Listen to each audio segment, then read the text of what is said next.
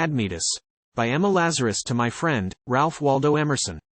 He who could beard the lion in his lair, to bind him for a girl, and tame the boar, and drive these beasts before his chariot, might wed Alcestis.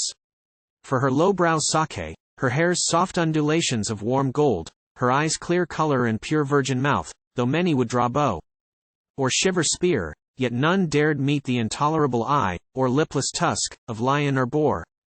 This heard Admetus, king of Thessaly, whose broad, fat pastures spread their ample fields down to the sheer edge of Amphrysus stream, who laughed, disdainful, at the father's pride, that set such value on one milk-faced child. One morning, as he rode alone and passed through the green twilight of Thessalian woods, between two pendulous branches interlocked, as through an open casement, he descried a goddess, as he deemed, in truth a maid. On a low bank she fondled tenderly a favorite hound, her floral face inclined above the glossy, graceful animal, that pressed his snout against her cheek and gazed wistfully, with his keen, sagacious eyes. One arm with lax embrace the neck and wreathed, with polished roundness near the sleek, grey skin. Admetus, fixed with wonder, dare not pass, intrusive on her holy innocence and sacred girlhood, but his fretful steed snuffed the air, and champed and pawed the ground, and hearing this, the maiden raised her head. No let or hindrance then might stop the king, once having looked upon those supreme eyes. The drooping boughs disparting, forth he sped, and then drew in his steed, to ask the path, like a lost traveler in an alien land. Although each river cloven vale, with streams arrowy glancing to the blue Aegean, each hallowed mountain, the abode of gods, Pelion and Ossa fringed with haunted groves, the height, spring-crowned, of dedicate Olympus, and pleasant sun-fed vineyards, were to him familiar as his own face in the stream. Nathless he paused and asked the maid what path might lead him from the forest. She replied, but still he tarried, and with sportsman's praise admired the hound and stooped to stroke its head, and asked her if she hunted. Nay, not she. Her father Peleus hunted in these woods, where there was royal game. He knew her now, Alcestis, and he left her with due thanks, no goddess, but a mortal, to be won by such a simple feat as driving boars and lions to his chariot. What was that to him who saw the boar of Calydon, the sacred boar of Artemis, at bay in the broad stagnant marsh, and sent his darts in its tough, quivering flank, and saw its death, stung by sure arrows of Arcadian nymph? To river pastures of his flocks and herds Admetus rode, where sweet-breathed cattle grazed, heifers and goats and kids, and foolish sheep dotted cool spacious meadows with bent heads, and necks soft wool broken in yellow flakes, nibbling sharp-toothed the rich, thick-growing blades. One herdsman kept the innumerable droves, a boy yet, young as immortality, in listless posture on a vine-grown rock. Around him huddled kids and sheep that left the mother's udder for his nighest grass, which sprouted with fresh verdure where he sat. And yet dull neighboring rustics never guessed a god had been among them till he went, although with him they acted as he willed, renouncing shepherds' silly pranks and quips, because his very presence made them grave. Amphrysus, after their translucent stream, they called him, but Admetus knew his name.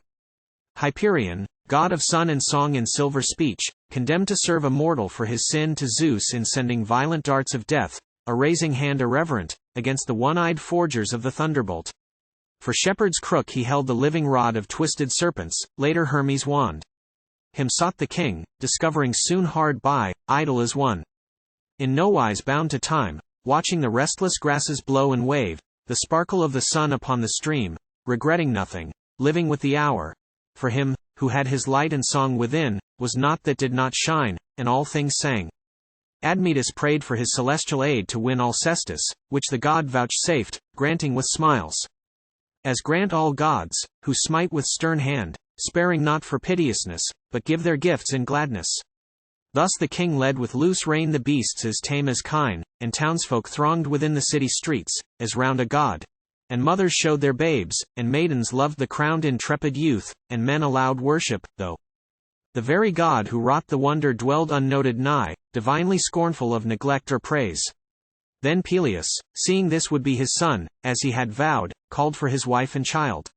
With Anaxibia, Alcestis came, a warm flush spreading o'er her eager face in looking on the rider of the woods, and knowing him her suitor and the king. Admetus won Alcestis thus to wife, and these with mated hearts and mutual love lived a life blameless, beautiful. The king ordaining justice in the gates, the queen, with grateful offerings to the household gods, wise with the wisdom of the pure in heart. One child she bore, Eumelus, and he throve. Yet none the less because they sacrificed the firstlings of their flocks and fruits and flowers, did trouble come, for sickness seized the king. Alcestis watched with many-handed love, but unavailing service, for he lay with languid limbs, despite his ancient strength of sinew, and his skill with spear and sword. His mother came, Clymene, and with her his father, Fears, his unconscious child they brought him, while forlorn Alcestis sat discouraged, with the face of desolation. The jealous gods would bind his mouth from speech, and smite his vigorous frame with impotence, and ruin with bitter ashes, worms, and dust, the beauty of his crowned, exalted head. He knew her presence, soon he would not know, nor feel her hand in his lie. Warm and close, nor care if she were near him any more. Exhausted with long vigils, thus the queen held hard in grievous thoughts, till heavy sleep possessed her weary sense, and she dreamed.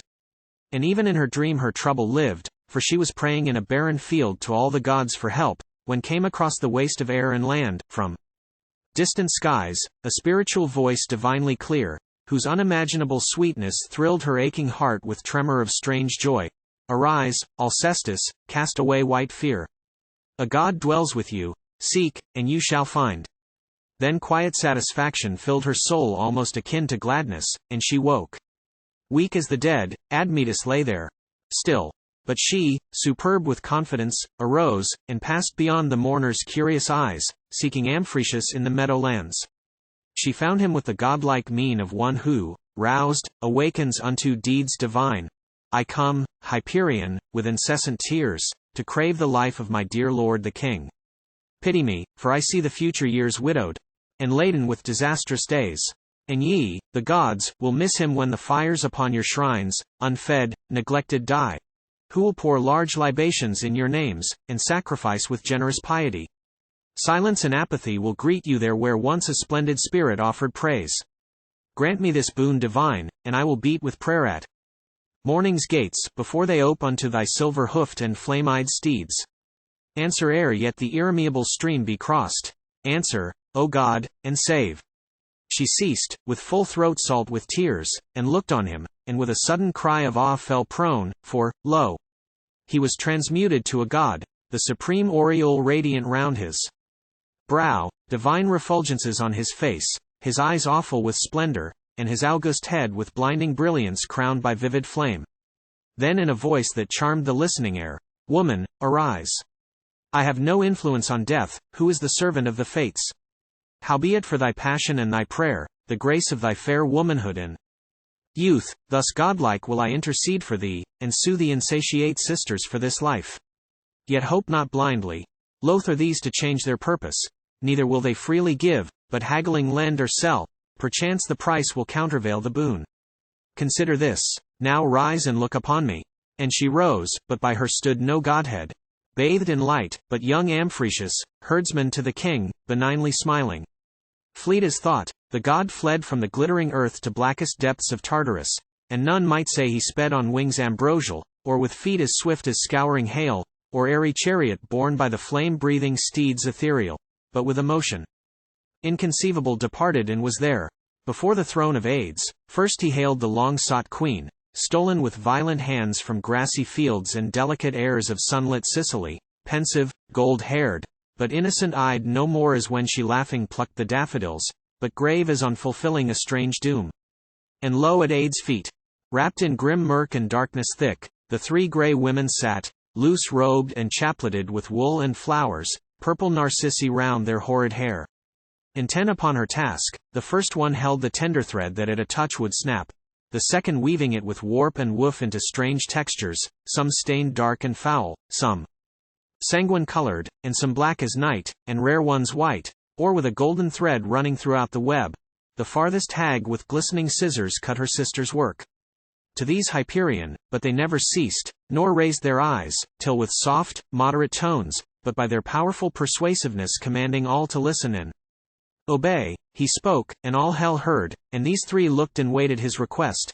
I come, a god, at pure mortal queen's request, who sues for life renewed unto her dying lord, Admetus, and I also pray this prayer. Then cease, for when hath fate been moved by prayer? But strength and upright heart should serve with you. I ask ye not, forever to forbear, but spare a while, a moment unto us, a lifetime unto men. The fates swerve not for supplications, like the pliant gods. Have they not willed a life's thread should be cut? With them the will is changeless as the deed. O men! Ye have not learned in all the past, desires are barren and tears yield no fruit. How long will ye besiege the thrones of gods with lamentations? When lagged death for all your timorous shirking?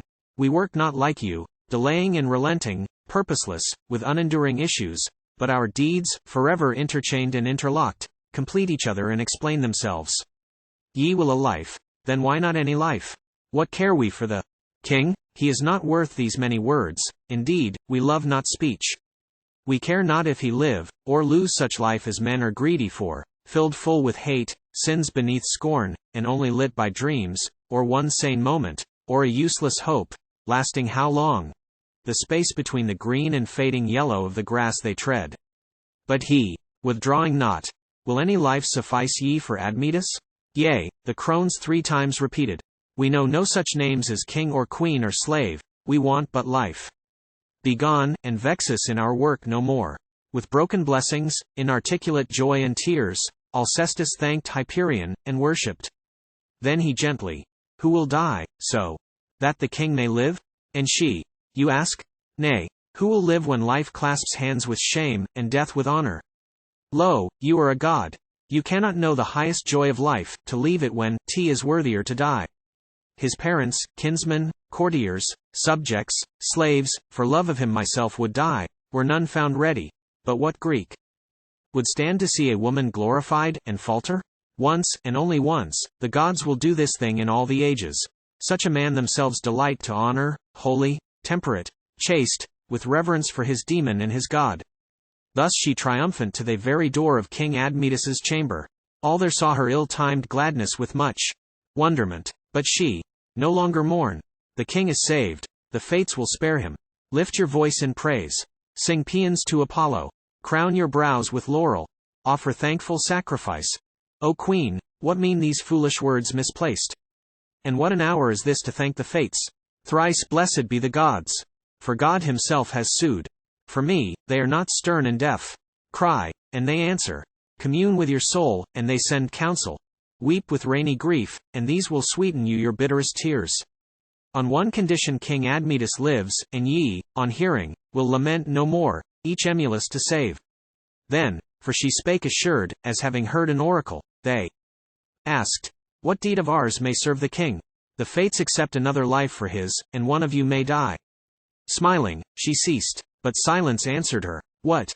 Do ye thrust your arrows in your hearts beneath your cloaks, dying like Greeks, too proud to own the pang?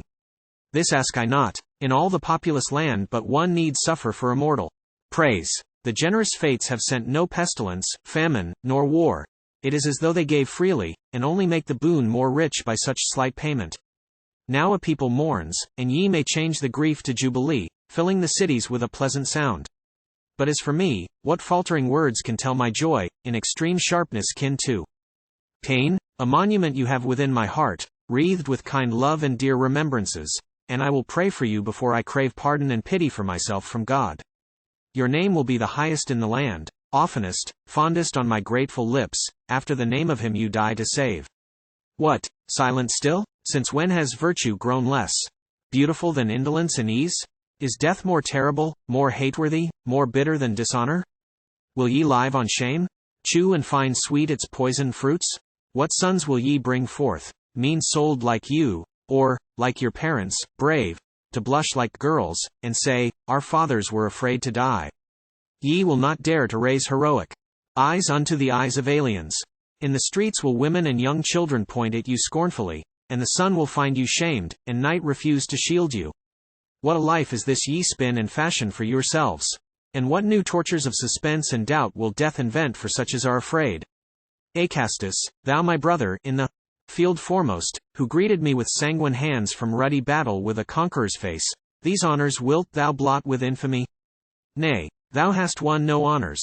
A mere girl would do as much as thou at such a time, in clamorous battle, midst tumultuous sounds, neighing of war steeds, shouts of sharp command, snapping of shivered spears, for All are brave when all men look to them expectantly, but he is truly brave who faces death within his chamber, at a sudden call, at night, when no man sees, content to die when life can serve no longer those he loves. Then thus Alcestis: Sister, I fear not death, nor the empty darkness of the grave, and hold my life but as a little thing, subject unto my people's call, and fate. But if t is little, no greater is the king's, and though my heart bleeds sorely, I recall Astidamia, who thus would mourn for me. We are not cowards, we youth of Thessaly, and Thessaly, yea, all Greece, knoweth it. Nor will we brook the name from even you, albeit a queen, and uttering these wild words through your unwonted sorrow. Then she knew that he stood firm, and turning from him, cried to the king's parents, Are ye deaf with grief, fears, Clymene? Ye can save your son, yet rather stand and weep with barren tears. Oh, shame! To think that such grey, reverend hairs should cover such unvenerable heads. What would ye lose? A remnant of mere life, a few slight ravelled threads, and give him years to fill with glory. Who, when he is gone, will call you gentlest names this side of heaven, father and mother? Knew ye not this man ere he was royal, a poor, helpless child, crownless and kingdomless? One birth alone sufficed not, Clymene. Once again you must give life with travail and strong pain. Has he not lived to outstrip your swift hopes? What mother can refuse a second birth to such a son? But ye denying him, what after offering may appease the gods? What joy outweigh the grief of this one day? What clamor drown the hour's myriad tongues, crying, Your son, your son? Where is your son, unnatural? Mother, timid foolish man? Then fears gravely. These are graceless words from you our daughter. Life is always life, and death comes soon enough to such as we. We twain are old and weak, have served our time, and made our sacrifices. Let the young arise now in their turn and save the king. O gods! Look on your creatures, do ye see? And, seeing, have ye patience? Smite them all, unsparing, with dishonorable death. Vile slaves, a woman teaches you to die. Intrepid, with exalted steadfast soul, scorn in my heart, and love unutterable, I yield the fates my life, and like a god command them to revere that sacred head. Thus kiss I thrice the dear, blind, holy eyes, and bid them see. And thrice I kiss this brow, and thus unfasten I the pale, proud lips with fruitful kissings, bringing love and life, and without fear or any pang, I breathe my soul in him. Alcestis, I awake, I hear, unspeak thy reckless words. For, lo, thy life-blood tingles in my veins, and streameth through my body like new wine. Behold, thy spirit dedicate revives my pulse, and through thy sacrifice I breathe. Thy lips are bloodless, kiss me not again. Ashen thy cheeks, faded thy flower-like hands. O woman! Perfect in thy womanhood and in thy wifehood, I adjure thee now as mother, by the love thou bearest our child, in this thy hour of passion and of love, of sacrifice and sorrow. To unsay thy words sublime, I die that thou mayest live. And deemest thou that I accept the boon, craven, like these my subjects? Lo, my queen, is life itself a lovely thing, bare life? An empty breath a thing desirable? Or is it rather happiness and love that make it precious to its inmost core? When these are lost, are there not swords in Greece, and flame and poison, deadly waves and plagues? No man has ever lacked these things and gone unsatisfied. It is not these the gods refuse. Nay, never clutch my sleeve and raise thy lip. Not these I seek, but I will stab myself, poison my life and burn my flesh, with words, and save or follow thee. Lo! Hearken now, I bid. The gods take back their loathsome gifts. O spurn them, and I scorn them, and I hate. Will they prove deaf to this as to my prayers? With tongue reviling, blasphemous, I curse, with mouth polluted from deliberate heart. Dishonored be their names, scorned be their priests, ruined their altars, mocked their oracles. It is Admetus, king of Thessaly, defaming thus. Annihilate him, gods, so that his queen, who worships you, may live. He paused as one expectant, but no bolt from the insulted heavens answered him, but awful silence followed. Then a hand, a boyish hand, upon his shoulder fell, and turning, he beheld his shepherd boy, not wrathful, but divinely pitiful, who spake. In tender, thrilling tones, the gods cannot recall their gifts. Blaspheme them not. Bow down and worship rather. Shall he curse who sees not, and who hears not, neither knows nor understands? Nay, thou shalt bless and pray, for the pure heart purged by prayer, divines and seeth when the bolder eyes are blind. Worship and wonder, these befit a man at every hour, and mayhap will the gods yet work a miracle for knees that bend and hands that supplicate. Then all they knew a sudden sense of awe, and bowed their heads beneath the stripling's gaze. Admetus fell, crushed by that gentle touch, and cried aloud, "Pardon and pity. I am hard beset." There waited at the doorway of the king one grim and ghastly, shadowy, horrible, bearing the likeness of a king himself, erect as one who serveth not, upon his head a crown, within his fleshless hands a scepter, monstrous, winged, intolerable.